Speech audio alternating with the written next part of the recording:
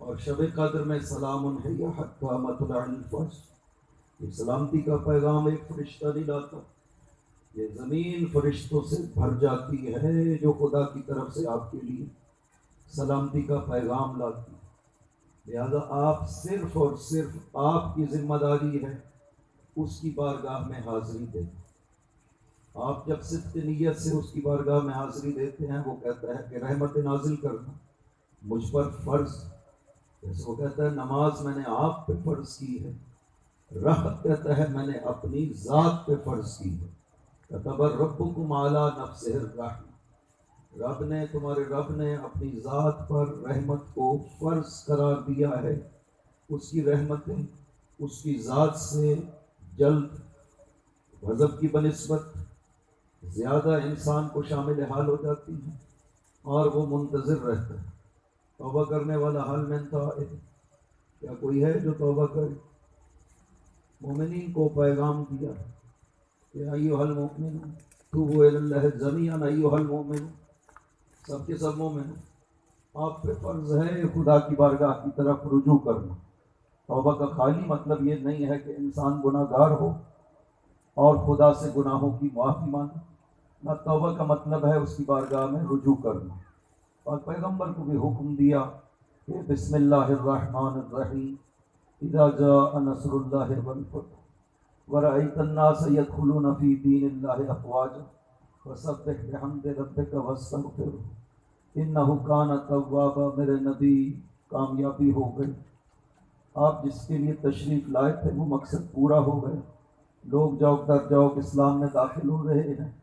اب آپ تسبیح و تحمید خدا کریں، واستغفرہ، اس کی بارگاہ میں رجوع کریں، انہ کان توابا، وہ بہت زیادہ اپنی بارگاہ میں قبول کرتا ہے انہیں جو اس کی بارگاہ میں رجوع کرتے ہیں۔ خدا اس طرح وہ قبول کرتا ہے، اس کا وعدہ ہے میں قبول کرتا ہوں۔ ایک واقعہ میں اکثر سنایا کرتا ہوں تاکہ کرم خداوند عظیم کا انسان کو اندازہ ہو جائے، لہذا اس سے مایوس نہ ہو۔ انسان گناہ گار، اس کی بارگاہ میں روایت میں ہے ایک شخص آ کر کے حضور پاک سے عرض کرتا ہے یا رسول اللہ میں گناہ کرتا ہوں پھر توبہ کر لیتا، فرمایا خدا معاف کر دے۔ اس نے کہا یا رسول اللہ پھر گناہ کا ارتکاب ہو جاتا ہے، فرمایا پھر توبہ کر لو۔ اس نے کہا یا رسول اللہ توبہ کے بعد پھر گناہ کا ارتکاب ہو جاتا ہے، کہا توبہ کر لو۔ اسی طرح شیطان کو ذلیل کرتے رہ جاتا ہے۔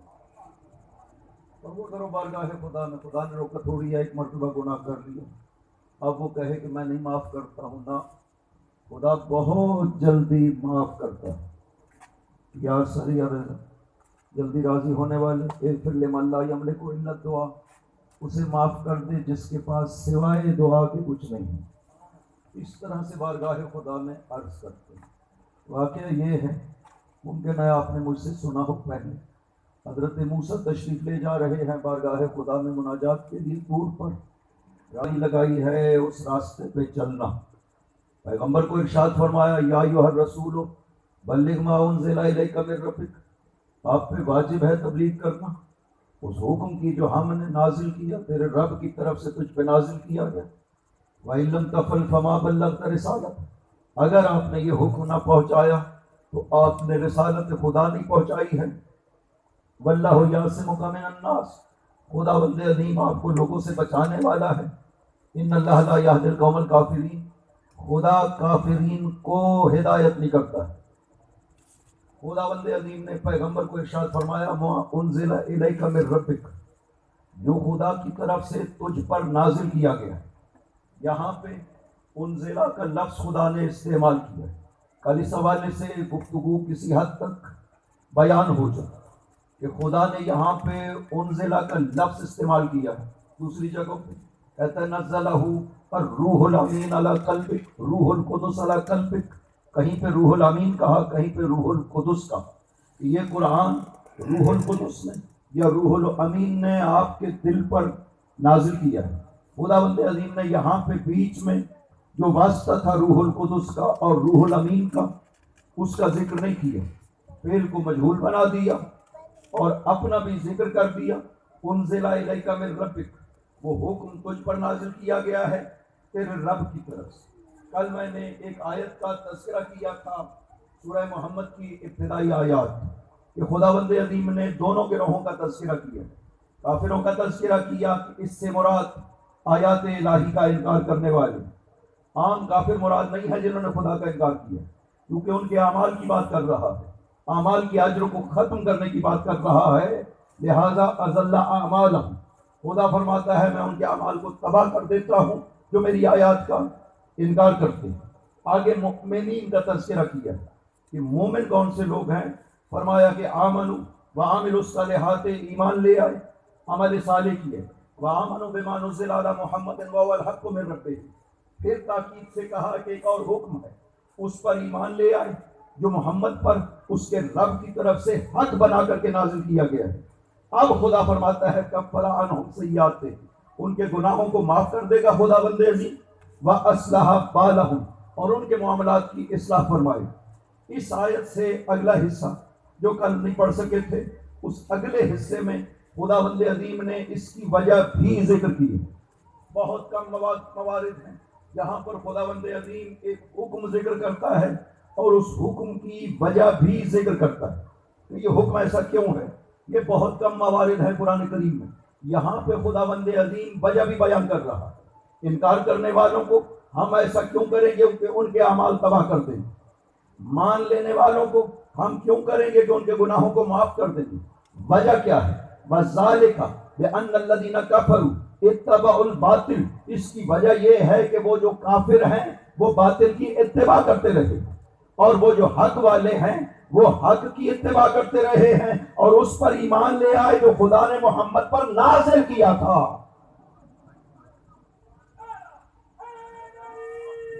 یا علی یا علی والذین آمنوا اتبعوا الحق، وہ اللہم یا علی، خداوند عظیم نے وجہ بھی بیان کی۔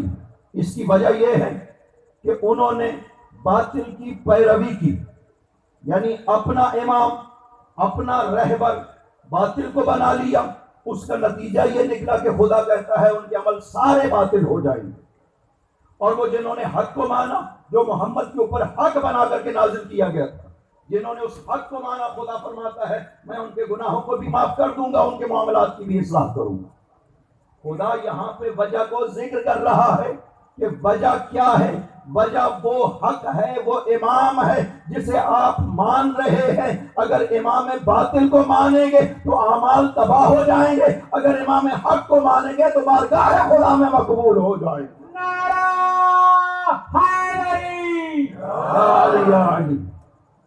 ایک اور آیت میں بھی خداوند عظیم نے وجہ کو ذکر کیا، اللہم صلی علی محمد و آل محمد۔ سورہ اعراف میں 30 نمبر آیت میں ارشاد فرماتا فریقاً ہدی و فریقاً حق علیہم الضلالہ، دو گروہ، جیسے یہاں سورہ محمد کی ابتدائی آیات فرمایا دو گروہ، ایک انکار کرنے والے، ایک مان لینے والے، اس کو جو خدا نے حق بنا کر کے پیش کیا۔ یہاں پہ سورہ محمد میں فرمایا کہ ایک حقیقت ہے جسے ہم نے محمد کے اوپر حق بنا کر کے نازل کیا، اسے مانو گے تو مومن بن جاؤ گے، اس کا انکار کرو گے تو کافر بن جاؤ گے۔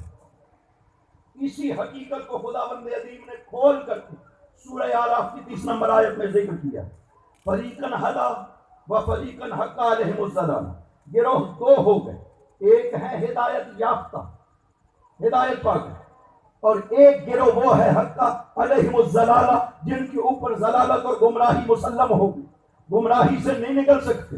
یہاں پہ خدا سے اگر وجہ پوچھی جائے، بارے الہ وجہ کیا ہے کہ یہ ہدایت یافتہ ہو گیا گروہ، اور ایک دوسرا گروہ ایسا ہو گیا حق علیہم الضلالہ، ضلالت ان پہ ثابت ہو گئی، گمراہی ان پہ ثابت ہو گئی، گمراہی سے کبھی نہیں نکل سکتے۔ وجہ کیا ہے؟ خدا وجہ ارشاد فرماتا ہے انہم اتخذوا الشیاطین اولیاءہم ویحسبون انہم مہتدون، انہوں نے شیطانوں کو اپنا ولی مانا ہے۔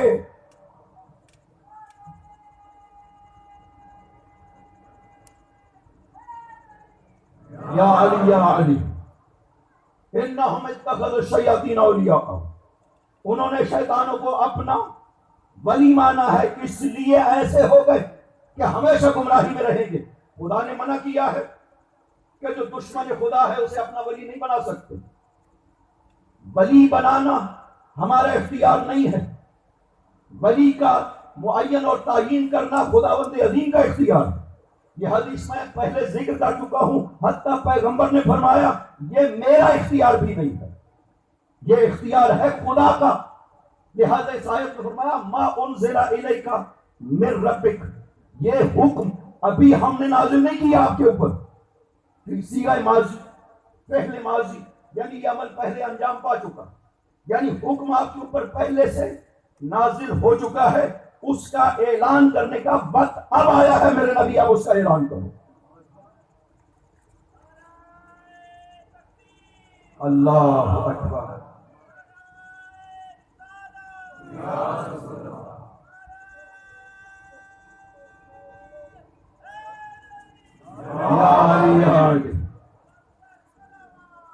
اللہم صلی علی محمد و آل محمد وعجل فرج.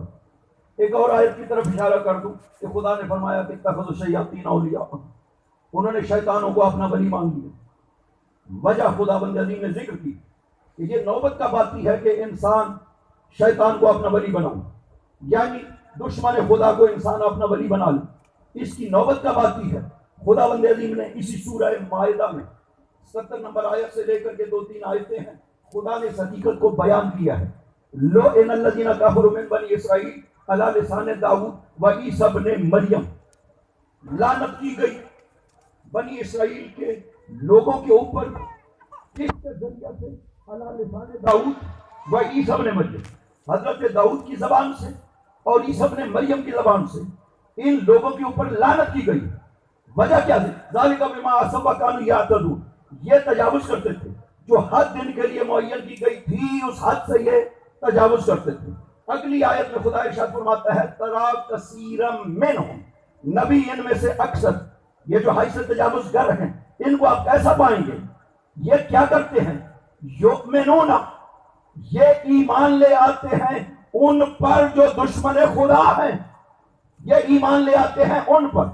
وَلَوْ كَانُوا يُؤْمِنُونَ بِاللَّهِ وَرَسُولِهِ وَمَا أُنزِلَ إِلَيْهِ مَا اتَّخَذُوهُمْ أَوْلِيَاءَ، اگر یہ ایمان رکھتے اللہ پر اور رسول پر اور اس پر ما انزل الیہ جو پیغمبر پہ نازل کیا گیا ہے، تو کبھی شیطانوں کو اپنا ولی نہ بناتے.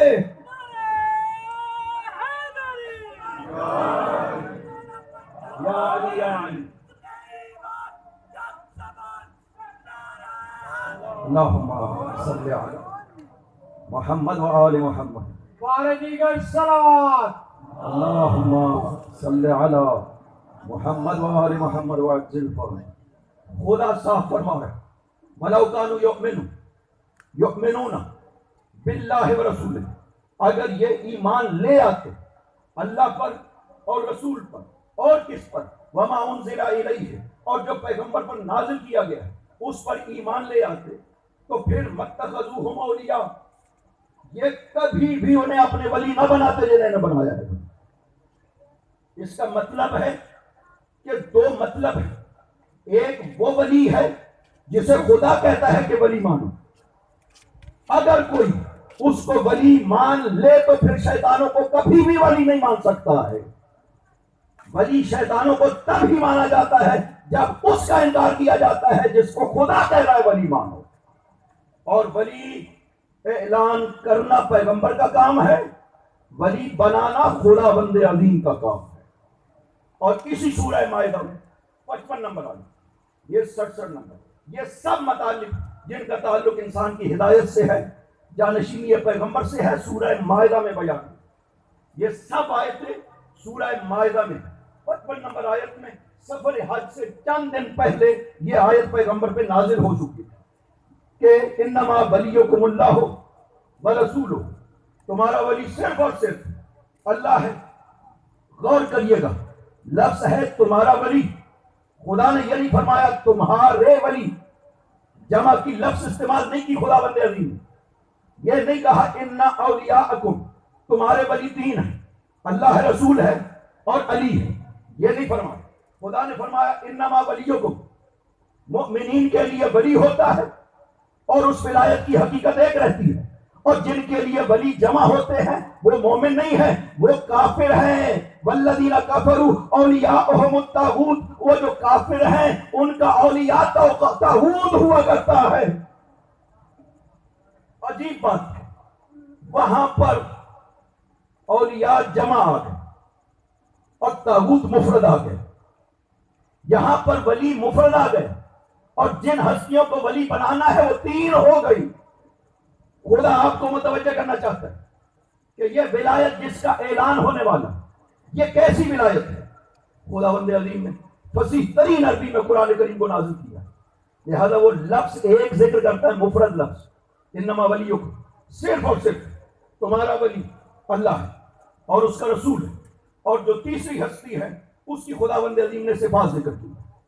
میں کہا کرتا ہوں خدا نے قرآن کریم میں مولا امیر کا جو ذکر کیا ہے وہ صفات کے ذریعے سے ذکر کیا ہے، نام گرامی کے ذریعے سے ذکر نہیں کیا، اس لیے کہ نام کائنات میں کوئی بھی رکھ سکتا ہے، صفات ایسی ہونی چاہیے جو ذات علی کے علاوہ کہیں بھی نظر نہ آ سکے۔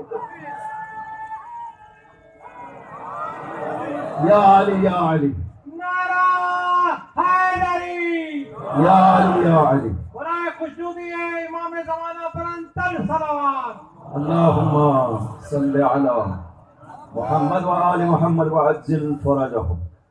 اس ہستی کی صفات ذکر کی کہ وہ ہستی جو نماز کو قائم کرتی ہے اور رکوع کی حالت میں، مومن ہستی ہے جو نماز کو قائم کرتی ہے اور رکوع کی حالت میں زکوٰۃ دینے والی۔ یہ وصف ذکر کیا، آیت کہاں پہ نازل ہوئی؟ مسجد نبوی ہے، اصحاب بھی موجود، مولا بھی موجود، عصر کا وقت ہے، نماز عصر سے پہلے نوافل پڑھے جا رہے ہیں، ہر کوئی اپنی اپنی عبادت میں نوافل میں مصروف۔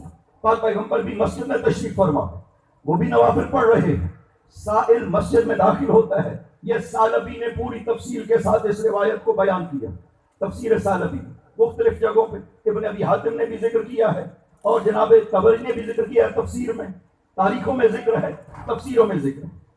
جناب ثعلبی نے مکمل تفصیل کے ساتھ اس واقعہ کو ذکر کیا کہ نماز پڑھ رہے تھے، آپ نے سنا ہوا، صرف وہ ایک دو لفظ ہیں جن کی خاطر میں یہ بات آپ کو کہہ رہا ہوں کہ سائل نے آ کر کے سوال کیا کہ مجھے مدد چاہیے اور کوئی میری مدد کرے، کسی نے مدد نہ کی۔ سائل نے بارگاہ خدا میں عرض کیا کہ خدا بندہ تیرے نبی کی مسجد میں آیا ہوں، میں نے سوال کیا ہے اور کسی نے میری مدد نہیں کی ہے۔ سائل کی آواز جب پہنچی وہاں پر جہاں پر علی حاضر تھے بارگاہ خدا میں، وہاں سے علی نے سائل کی آواز سنی۔ مولا علی رکوع کی حالت میں تھے، سائل کو اشارہ کیا، حضرت علی کی انگوٹھی، نماز میں خصوصیت کے ساتھ اسی انگلی میں ایک انگوٹھی پہنا کرتے تھے جو صرف نماز کے وقت پہنا کرتے تھے۔ حضرت سائل کو اشارہ کیا، سائل نے آ کر کے انگوٹھی لی، دروازے سے نکل رہا تھا، پاک پیغمبر تشریف فرما ہے، پاک پیغمبر نے پوچھا حل اعطاک احد، کیا کسی نے تجھے کچھ عطا کیا؟ اس نے اشارہ کیا ذاکر لا کے، یا رسول اللہ وہ ہستی جو رکوع کی حالت میں کھڑی ہے اس نے مجھے یہ انگوٹھی عطا کی ہے۔ پیغمبر اکرم نے ہاتھ دعا کے لیے بلند کر دیے، خدا بندہ میرے بھائی موسیٰ نے تجھ سے سوال کیا تھا کہ بار الہ میرے لیے میرے خاندان سے وزیر میرے بھائی ہارون کو قرار دے جو میرا دست و بازو بنے۔ بار الہ انا محمد حبیبوں کا و صفیوں کا، میں تیرا حبیب بھی ہوں میں تیرا صفی بھی ہوں، جیسے موسیٰ نے مانگا تھا میں بھی کہتا ہوں بار الہ میرے لیے میرے خاندان سے میرا وزیر بنا، علی کے ذریعے سے میرے بازوؤں کو تقویت فرما۔ دعا مکمل نہیں ہوئی تھی، جبرائیل نازل ہوئے، انما ولیکم اللہ ورسولہ، اور ہم نے علی کو ولایت عطا کر دی۔ نعرہ حیدری،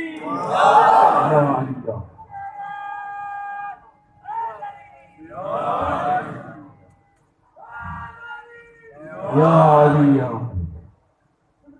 نعرہ صلوات، صلی علی محمد و آل محمد و علی، کیونکہ ہمارا ایک خصوصی وظیفہ ہے کہ ہمارے امام زمان، ہمارے زمانے کے امام آپ ہیں، لہذا ان کی معرفت، ان کی پہچان سب سے زیادہ ہماری ذمہ داری ہے معرفت امام زمان کیسی ہونی چاہیے.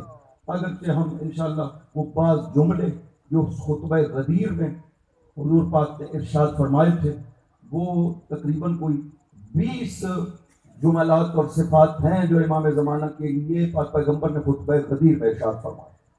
ہم انشاءاللہ اس کو معرفت کا ایک منبع قرار دیں گے تاکہ ہمیں مقام امام زمان پتہ چل سکے. عظمت بہت زیادہ ہے.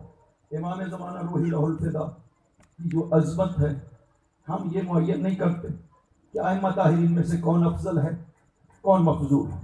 مولا علی کا ایک الگ معاملہ ہے، وہ مسلم ہے. ارشاد فرمایا ہے پیغمبر اکرم کہ وہ افضل ہے.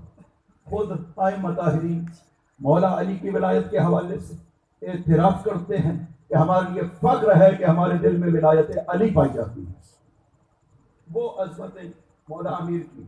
باقی کسی نے آ کر کے سوال کیا تھا ہمارے چھٹے تاجدار ولایت سے، یہ سوال کیا تھا کہ ابن رسول اللہ، امام حسن علیہ السلام افضل ہے یا امام حسین علیہ السلام؟ یہ زید شاہام نے حضرت سے سوال کیا تھا. حضرت نے بڑا خوبصورت جواب دیا تھا کہ حسن حسین سے ہے اور حسین حسن سے ہے. لکل فضل، مریم عیسیٰ سے ہے اور عیسیٰ مریم سے ہے. ان کا علم ایک دوسرے سے ہے، لہذا یہ بات مت کرے کہ ان میں سے کون افضل. ہم یہ تو نہیں کہتے، لیکن امام زمانہ روحی لوح الفدا کے لیے بعد سید الشہداء ائمہ طاہرین نے جو جملات ارشاد فرمائے ہیں وہ ہم پیش کریں گے تاکہ مقام امام زمان پتہ چل سکے. اور پھر وہ جملے جو امام زمان نے سید الشہداء کے لیے ارشاد فرمائے، جو عرض ادب امام زمانہ نے اپنے جد کے لیے کیا ہے، اس سے پھر عظمت حسین کا پتہ چلتا ہے. السلام علیکم جدہ، آپ پہ میرا سلام ہو. سلام العارف بحق، یہ اس کا سلام ہے جو آپ کے حق کو پہچانتا ہے. المخلص کی ولایت، آپ کی ولایت میں مخلص. امام زمانہ کہہ رہے ہیں سید الشہداء کو کہ میں آپ کی ولایت میں مخلص. سلام من قلبہ مجروح بمصابک، بابا یہ اس کا سلام ہے جس کا دل تیری مصیبتوں پہ زخمی ہے. امام زمان کہہ رہے ہیں کہ بابا میرا دل زخمی ہے. خود ارشاد فرماتے ہیں کہ بابا میں آپ پہ صبح بھی روتا ہوں شام بھی روتا ہوں. وَلَأَنْدُبَنَّكَ صَبَاحًا وَمَسَاءً، صبح بھی روتا ہوں شام بھی روتا ہوں. وَلَأَبْكِيَنَّ عَلَيْكَ بَدَلَ الدُّمُوعِ دَمًا، بابا میں آپ پہ آنسوں کے بدلے خون روتا ہوں. اتنی بڑی مصیبت آل محمد کی. سید الشہداء کہا جاتا ہے حسین کا غم تازہ نہ کرو اس لیے کہ بدعت ہے. نہ شہادت سے پہلے پیغمبر کتنا رویا کرتے تھے حسین. ہر موقع پہ جب بھی حسین کو دیکھتے تھے رو پڑتے تھے. حسین داخل ہوتے ہی بچے داخل ہوتے علی سے کہتے خذل حسین، علی حسین کو پکڑو. مولا علی حسین کو پکڑتے اور پیغمبر بوسے لینا حسین کے شروع کرتے. سارے جسم کے بوسے لیتے. ایک دن حسین نے پوچھا لیما تقبلنی یا ابا، بابا آپ میرے اتنے زیادہ بوسے کیوں لیتے؟ فرمایا اقبل مواضع السیوف، حسین میں تلواروں کی جگہ کو چومتا. سوچا ہوگا نا حسین نے کہ میرے بدن پہ اتنی تلواریں لگے کہ نانا ہر جگہ کو چوم رہا. اتنی تلواریں اور اتنے زخم بدن حسین پر. 1950 تک کہا گیا ہے زخم جو حسین کو لگے. اس لیے کائنات روئی ہے حسین پر. آپ کہتے ہیں کہ ہم نہ رو. سب مورخین نے لکھا، محدثین نے لکھا ہے کہ کربلا کے بعد عاشور کے بعد 40 دن آسمان رویا حسین پر، زمین روتی رہی حسین. سورج روتا رہا حسین پر، ماں اس مظلوم کی اب بھی روتی ہے۔ چھٹے امام ارشاد فرماتے ہیں جب چیخے مار کے روتی ہے نا ماں حسین کے لیے، سمندروں میں ابال آ جاتا ہے، جہنم کی آگ کے شعلے باہر نکلتے ہیں، فرشتے اس جہنم کی آگ کو قابو کرتے ہیں کہ کہیں دنیا کو جلا نہ دے جائیں۔ جب پیغمبر کی بیٹی اپنے حسین پر روتی ہے، آخر میں جملہ ارشاد فرمایا یا ابا بصیر الا تسعد فاطمہ ببکائک، ابو بصیر تو اپنے گریہ کے ذریعے سے فاطمہ کی مدد نہیں کرے گا؟ تم جب روتے ہو تو مظلوم کی ماں کو ڈھارس بنتی ہے۔ اس مظلوم نے قربانیاں بھی اتنی دی ہے، ہر قربانی کے لیے حسین نے کچھ جملے ارشاد فرمائے۔ کل سے شہادتیں شروع ہوں، ہم حسین کا وہ درد آپ کو بیان کریں گے، ہر شہید کے اوپر جس درد کا اظہار حسین نے کیا کہ کتنا درد ہے علی اکبر جیسے بیٹے کا چلے جانا، کتنا درد ہے عباس جیسے بھائی کا چلے جانا، کتنا درد ہے قاسم جیسے بھتیجے کا جانا، کتنا درد ہے علی اصغر جیسے معصوم کا شہید ہونا۔ ہر شہید پر حسین نے اپنے درد کا اظہار کیا ہے۔ اس مظلوم پر بچوں نے بھی قربانیاں دی ہیں، اس مظلوم پر غلاموں نے بھی قربانیاں دی ہیں، اس مظلوم پر اصحاب نے بھی قربانیاں دی، لیکن عجیب انداز خود ارشاد فرمایا تھا شب عاشور، بہن نے ایک جملہ کہا تھا بھیا حسین یہ لشکر پہ لشکر آ رہے ہیں تجھے مارنے کے لیے، بھیا یہ جو ساتھ رہ گئے ہیں یہ بھی چلے تو نہیں جائیں گے۔ اجرکم عالم، اتنی فکر تھی رسول کی بیٹی کو کہ میرا حسین کہیں تنہا نہ رہ جائے۔ ارشاد فرمایا شب عاشور بہن زینب یہاں پردے کے پیچھے بیٹھنا، میرے اصحاب کی گفتگو تو سننا۔ علی کی بیٹی پردے کے پیچھے بیٹھی ہے، اصحاب سے ارشاد فرمایا او میرے اصحاب، او میرے اقربا، یہ مجھے مارنا چاہتے، میں حسین نے اپنی بیعت تم سے اٹھا لی، تم جا سکتے ہو۔ بس یہ جملہ حسین سے سنا، ایک ایک صحابی نے اٹھ کر کے اپنے آپ کو پیش کیا، مولا مجھے 1000 بار بھی قتل کیا جائے، جلا دیا جائے، مولا پھر بھی آپ پہ قربان ہو جاؤں۔ کتنا مطمئن ہوئی ہوگی علی کی بیٹی۔ کل جب عاشور کا دن ہو، اصحاب نے ایک دوسرے سے کہا تھا دیکھو جب تک تم زندہ ہو، ایک بھی زندہ ہو تو نبی کے بچوں کے اوپر آنچ نہیں آنی چاہیے، ایک تیر بھی نہیں لگنا چاہیے۔ یہی وجہ ہے جب تک اصحاب زندہ رہے نا کوئی بھی اہل بیت کا فرد شہید نہ ہوا۔ جان بولی کہ یہ تو غلام تھا، آیا ہے عرض کرتا ہے مولا مجھے اجازت ہے میں شہید ہو جاؤں۔ فرمایا جان یہ جناب ابو ذر کا غلام تھا، ان کی وفات کے بعد آل محمد کے ساتھ رہتا تھا، خدمت کرتا تھا۔ کہا جان تم اچھے وقتوں میں ہمارے ساتھ رہتے تھے، اب ہم مشکل میں، میں تمہیں اجازت دیتا ہوں چلے جاؤ، ہماری وجہ سے مشکل میں گرفتار نہ ہو جائے۔ جان قدموں پہ گر گئے، حسین کے پاؤں کو چوم رہا ہے، مولا مجھے اجازت دے دے، مولا میں سیاہ رنگ ہوں، میرے خون سے بو آتی ہے، مولا میرا حسب کم ہے، مولا اگر اجازت دیں گے نا میں شہید ہو جاؤں گا، میرا چہرہ سفید ہو جائے گا، میرے خون میں خوشبو پیدا ہو جائے گی۔ پاؤں کو چوم رہا ہے، تب تک چومتا رہا جب حسین نے اجازت دے دی۔ اجازت دے کر کے یہ گیا مقتل میں، یہ پیدل جنگ کر رہا تھا، اس نے جوہر شجاعت دیکھا ہے۔ ایک مرتبہ جب اس کو ضربت لگی ہے یہ گر جاتا ہے زمین پر، غش کھا جاتا ہے، اور غش کی حالت میں جب یہ ہوش میں آتا ہے ایک مرتبہ دیکھتا ہے اس کا سر حسین کی گود میں ہے، اپنے رخسار کو جان کے رخسار پہ رکھا ہوا ہے۔ اللہم بید وجہہ، اور خدایا اس کے چہرے کو سمجھ کر دے۔ اجرکم علی اللہ۔ یہ تھا غلام، ایک ہے حر۔ یہ مثال دی ہے غلام کہ حسین پہ کیسے قربان ہوا جاتا۔ ایک مثال پیش کی ہے حر۔ عاشور کی صبح جب لشکر منظم ہو رہے ابن سعد کے پاس آ کر کے کہتا ہے ابن سعد اتقاتل الرجل، کیا تو حسین سے جنگ کرے گا؟ اس نے کہا بڑی عظیم جنگ ہوگی، سر کٹ کٹ کے گریں گے۔ یہ وہاں سے پیچھے ہٹ، پچھلے قدموں پہ آہستہ آہستہ ہٹ رہا ہے۔ قرہ ابن قیس نے دیکھا، محسوس کیا، کہا حر لگتا ہے تو جنگ میں شریک نہیں ہونا چاہتا۔ کہا قرہ تم نے آج اپنے گھوڑے کو پانی پلایا ہے؟ اجرکم علی اللہ۔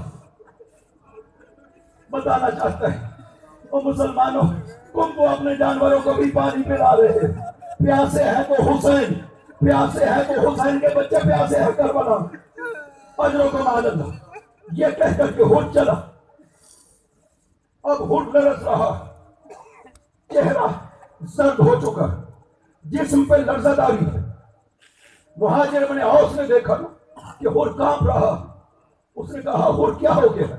اگر کوئی مجھ سے پوچھتا کہ کوفے کا سب سے بڑا دلیر جنگجو کون ہے تو ہر میں تیرا نام لیتا۔ آج جنگ کا میدان آیا ہے تو کانپ رہا ہے۔ ہر نے کہا جنگ سے نہیں کانپ رہا ہوں، میں جنت اور جہنم کے بیچ میں کھڑا ہوں، میں کیا کروں؟ جنت کی طرف جاؤں یا جہنم کی طرف جاؤں؟ یہ کہہ کر اپنے گھوڑے کو ایڑ لگائی، حسین کی جنت کی طرف جاؤں گا، تمہاری جہنم میں نہیں جاؤں گا۔ جب آیا نا حسین کے قریب، گھوڑے سے اترا۔ عرب میں دستور ہے جب کوئی بے بس ہو جاتا ہے نا تو اپنے ہاتھوں کو اس طرح سے سر پہ رکھ دیتا ہے۔ انہوں نے اپنی ڈھال کو الٹ لیا، اپنے ہاتھوں کو سر پہ رکھ لیا، حسین کی خدمت میں آ کے عرض کرتا ہے مولا یہ گناہگار حاضر ہوا ہے، کیا میرے گناہوں کو معاف کر دیں گے؟ مولا میں تھا جو آپ کو اس بیاباں میں لے آیا، مولا میں پچھتا گیا، مجھے معاف کیجئے۔ اس کریم نے اٹھا کر کے کہا اور سر کو بلند کرو، تم ہو، تمہاری ماں نے تمہیں ہو کہا۔